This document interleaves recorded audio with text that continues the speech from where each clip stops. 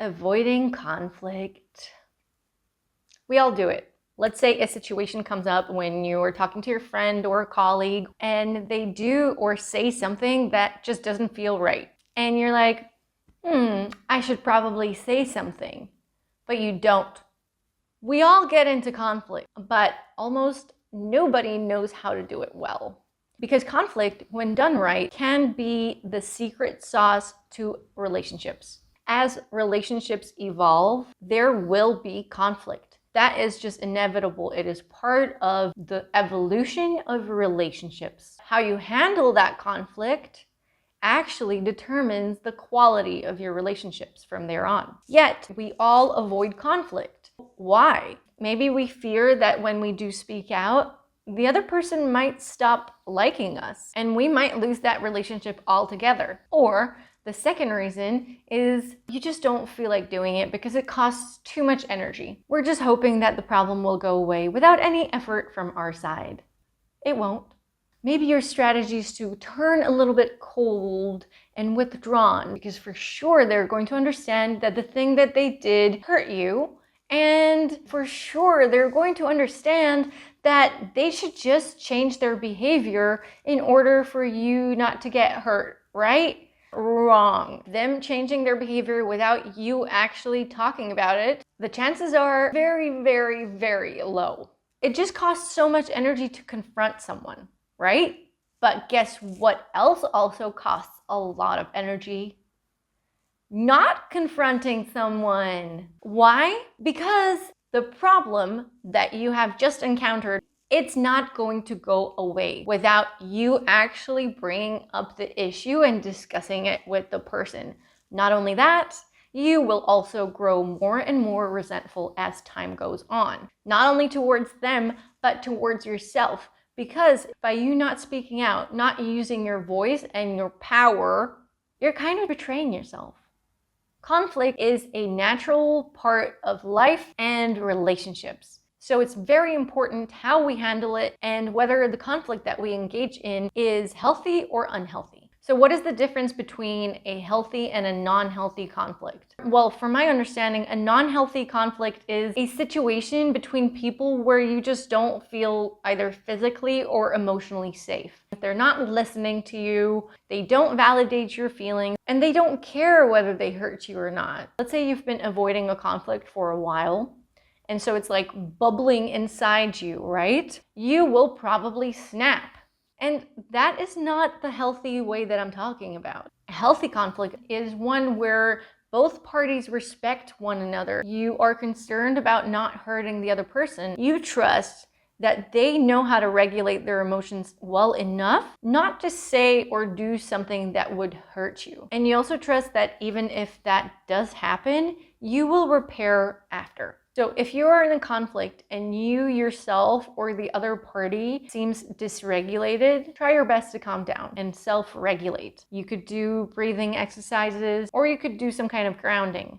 Now, if the other person is dysregulated and you have the extra energy to try to get them to calm down and to regulate them, which is not your responsibility, by the way, but if you want to do it, you could do it with active listening and validating their experience. Because if the other person is dysregulated, it will be very, very hard for them to hear you. So you need to give them the time and the space to get their stuff out. And that might take a long time, so be ready. If you don't have the energy, you can just suggest that you will come back to this issue at a later time.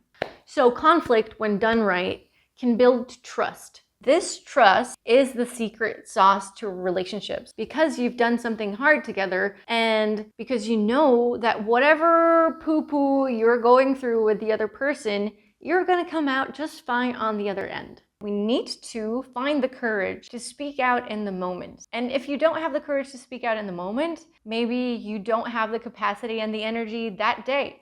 That's fine. You can always come back to it, okay? You have the liberty and the freedom to always bring this issue up with the other person. And I want to give you an example from my life. So I had a friend visit me. She came for a couple of days. And basically this friend, she would just like talk about her problems every evening without actually like wanting a solution. My energy was just getting drained. And I didn't want to say anything because she was staying at my place. She came all the way to visit me from a different country. So I ended up saying nothing. And I was just like listening to her evening after evening, just like nodding. And I was so exhausted towards the end. And I actually ended up getting sick. My throat was itchy and I just like had to stay in bed for a couple of days because the energy in my body got stuck in my throat because I didn't release it. I didn't say something when I knew that I should. My body was actually giving me signals to advocate for myself and be like, hey, enough, okay, let's talk about something else. I understand that you're hurting and I understand that there's all these things that you want to talk to me about, but I feel like I'm getting drained and I would wish that we could talk about something else. Or maybe you have someone else that you can talk to about these problems. I'm just noticing how I don't have the capacity for these kinds of conversations right now. But I didn't say any of that. And I was honestly mad at myself for not having the courage to speak up. So what I did instead is I made a deal with myself that if it happens again, I will for sure say something. And guess what? Well, life always keeps on giving us the same lessons until we pass the test. So this issue came up again. So here I was with the same friend and she was again emotionally dumping. But this time I listened to my body and I picked up on the signals and I was like, I should probably say something. And I did. I spoke up. And I told her that I don't have the capacity to talk about these kinds of issues with her, especially if it's like not changing, right? Because it's one thing, like, I'm happy to talk to you about your problems if you want my 5 cents. But if you're just here to like dump, I'm not even really there. It could be anyone else instead of me. So you're not really looking for solutions. You just want someone to vent to. And I don't want to be that. So I said it in a much softer way. She actually validated all of that. However, she then became defensive and she sort of wanted me to take responsibility. And when I asked her what I should take responsibility for, she wasn't able to answer. And so here's the thing. We are responsible towards ourselves, to speak up for ourselves, and also the responsibility towards how you express those things. You should ideally do that in a way that is caring for the other person. So, in my opinion, I tried my best to do that. However, sometimes when we set boundaries, often the people that we set boundaries with will have a hissy fit. And we just gotta be okay with that. However, if the other person is mature enough to be able to hold space and to listen to what your needs are, and you're able to give them a clear request of what you would need them to do or say differently next time, that's where magic happens. Because not only did you do something very difficult, you will also get rewarded with getting that thing that you need from them. And this is what nonviolent communication taught me. It basically talks about how people are mostly good and that we all essentially want to meet the needs of the other person. However, language gets in the way, okay? And if we come across as forceful or violent, then the heart of the other person closes up. I'm paraphrasing heavily here, okay?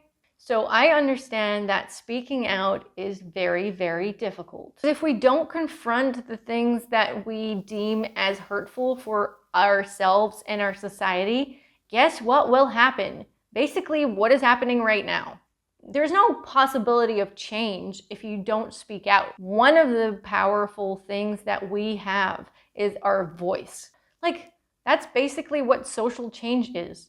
Speaking out about the things that we see that are not okay for society that we have agreed on. So you let the other person know, then you give the other person a chance to correct it. And then when they do, if they do, then you just like take them and integrate them back into your society. And that's basically social change. And that's what we're going for. Okay? With speaking out and not avoiding conflict.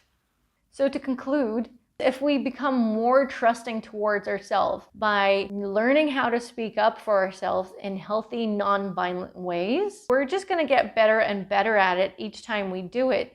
And we're going to model it for the people that we come into contact with. And that has a ripple effect on our communities and society at large. And that's no small thing, because I believe that this is one of the main skills that we need to learn as society, is to be able to have healthy conversations with people who don't share our values and opinions, but still remain respectful. Because if we do, we will be able to stay in connection, and that's where the magic will happen. So if this video resonated with you, please give it a thumbs up.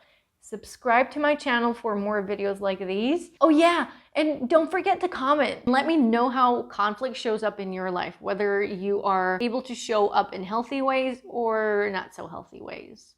I also want to mention that this video is for educational purposes only, and if you are struggling with mental health, I would strongly encourage you to talk to a qualified professional.